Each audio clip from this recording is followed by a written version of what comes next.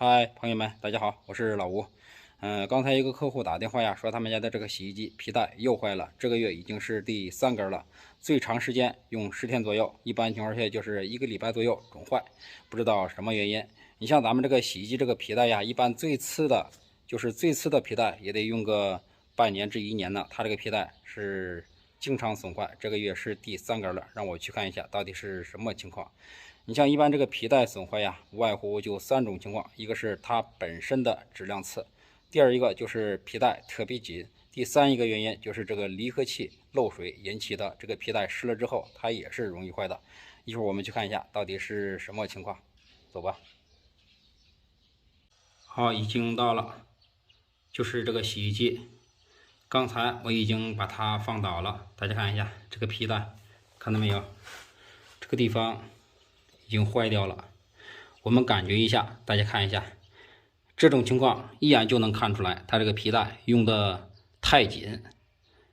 这个皮带太紧的话，一个是电机耐坏，再一个是离合器耐坏，而且这个皮带也爱坏，所以我们更换新的皮带上去之后，一定要把这个带调的合适了，不然是容易坏的。一会儿我告诉大家怎样把这个皮带调的比较合适，才不容易坏。首先我们把这个皮带摘下来，大家看一下，它这个皮带就非常的紧，看到没有？首先我们换皮带之前呢，先检查一下这个离合器有没有问题。怎么判断这个离合器有问题没问题呢？首先我们是旋转这个皮带，转这个皮带轮，大家看一下，转的时候这么比较顺畅，这么转也是比较顺畅，证明这个离合器是没问题的。第二一步呢，我们是把这个扳手给它扳掉，看到没有？我们转这个皮带轮，它反是这儿旋转，看到没有？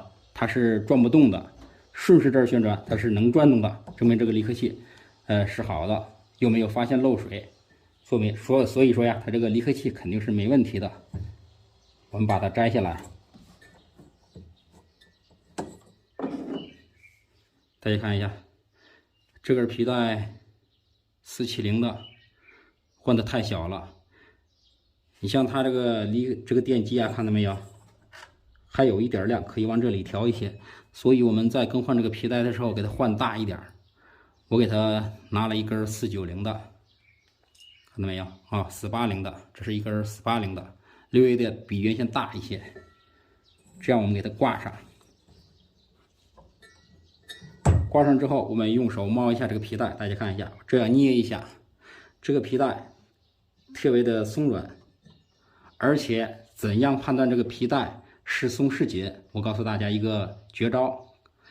这个皮带已经换好了，大家看到没有？我们用手捏住这个皮带轮，另一只手把这个电机上这个皮带轮，看到没有？这个皮带轮有打滑的现象，看到没有？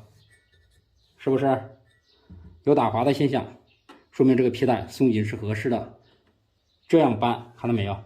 有打滑的现象，有轻微的打滑的现象，证明这个皮带我们不用调试了，这个电机不用调试了，是松紧合适的。如果我们用手捏住这个皮带轮，我们转这个电机上的皮带轮，这样转不动，看到没有？这样转不动，证明这个皮带过紧了。一般我们新换上的带可以适当的让它紧一些，用1个月左右，我们把这个检查一下这个皮带松紧是否合适。如果这个皮带过松的话，我们可以给它紧一下。我们紧到什么程度呢？就是刚才我跟大家说的，用手捏住这个皮带轮，旋转这个电机上这个皮带轮，这里有打滑的现象就可以了，轻微的打滑。如果打滑特别严重，这个电机是没劲的。这样看到没有？有轻松的打滑现象就可以了。这样转基本上是没有打滑，或是有一点点轻微打滑，说明这个带是可以的。我们宁愿让这个带适当的松一些，不要太紧。太紧既毁这个离合器，也毁电机，而且这个皮带更容易坏。所以说呀，我们给更换皮带的时候，一定要把这个皮带调到松紧合适。好了，视频给大家分享到这里，我们下期再见。